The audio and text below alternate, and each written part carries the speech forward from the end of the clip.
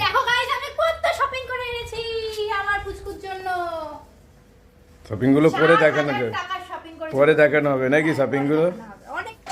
তো আমি তো হসপিটাল থেকে চলে এসেছি, আর হসপিটালে গিয়ে শুনলাম সাগরও গেছে আমাদের সাথে, আর হসপিটালে গিয়ে শুনলাম আমাদের পুচকু বা পুচকি যেই অনেক জ্বালিয়েছে।